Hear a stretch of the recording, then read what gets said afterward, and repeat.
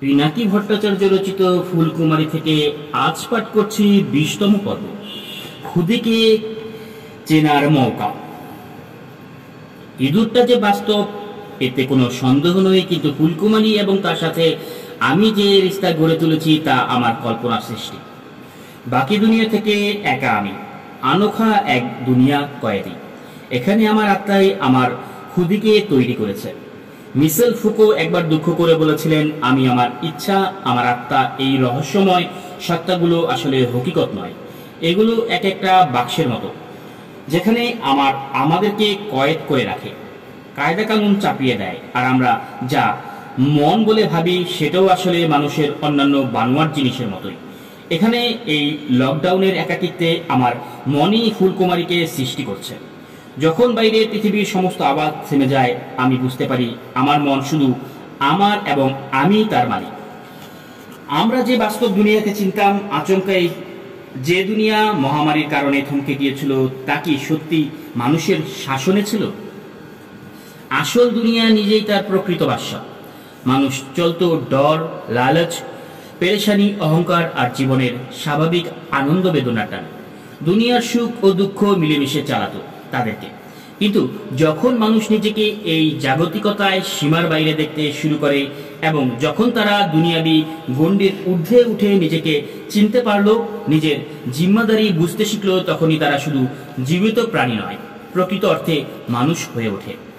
আমরা হয়তো দেখতে অন্য প্রাণীর মতো, এমনকি তাদের মতো কিছু চাহিদা আমাদের আছে। মানুষ যদিও প্রকৃতির হিস্সা মাত্র, তবুও তারা নিজেদেরকে এই গণ্ডির বাইরে এসে আলাদা করে নিজেদেরকে নিয়ে চিন্তা ফিকির করতে পারে। তারা নিজেদের আমি হিসেবে দেখতে পারে, আর অন্যদেরকে পারে তুমি হিসেবে দেখতে। তারা উপলব্ধি করতে পারে যে তারা স্বাধীন সত্তা বা খুদি, যার নিজের ফিকির করার ক্ষমতা আছে নিজেদের হালত বদল করার ক্ষমতা। তবে এই বুঝ এখনো পূর্ণ হয় না। এটা আলাদা আলাদা করে প্রতিটা মানুষের কাছে আস্তে আস্তে একের পর এক দশা পার হয়ে পূর্ণতা পায়। আমরা সবসময় সেই খুদিকে বোঝার কোশিশ করছি, যা লাগাম দুনিয়ার হাতে নেই, যার সম্ভাবনাগুলো ছড়িয়ে আছে তার গণ্ডির বাইরে। যখনই মানুষ এই হাকিকতের পথে পা বাড়ায়, তারা তার আমি নিয়ে মশগুল হয়ে পড়ে এবং এমন এক দুনিয়া বানানোর কোশিশ করে যা তাদের খুদির মধ্যে বিরাজ করে। আর যদি তারা বাস্তব দুনিয়া সেই খুদির দেখা না পায়, তাহলে আলাদা কোনো দুনিয়ার খোয়াব দেখতে শুরু করে। কিন্তু মানুষ খালি তার সেই খোয়াবের দুনিয়া নিয়ে ফিকিরেই করে না, বরং তারা তাদের খোয়াবের দুনিয়াকে কায়েম করার জন্য লড়াই করে। সেই খোয়াবের দুনিয়ার জন্য শাহাদাতেরও প্রস্তুতি নেয়। ইতিহাসের এমন এক ইচ্ছার জন্য শহীদ হতে ভয় পান না এখনো যারা কথাই বলা হয়নি। এর মানে এই নয় যে এমন লড়াইয়ের ফলাফল অবশ্যই ভালো হবে।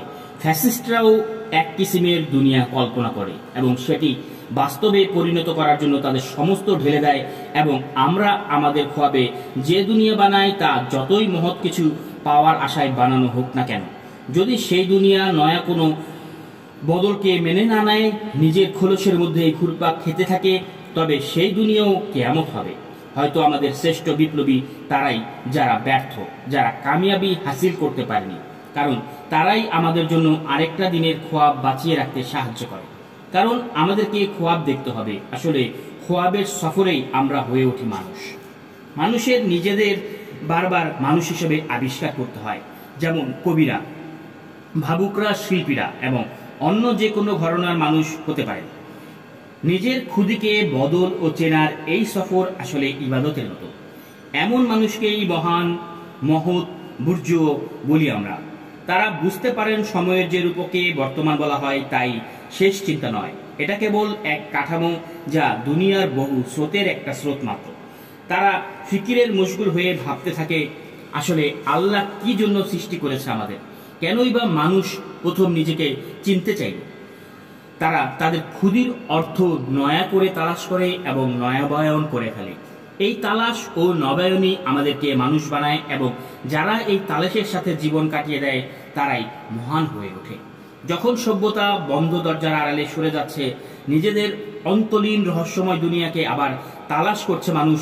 লকডাউন আমাদের মনকে কয়েদ করেছে, কিন্তু একই সাথে আমাদের সেই মনকে নতুন করে তালাশের মৌকা দিয়েছে।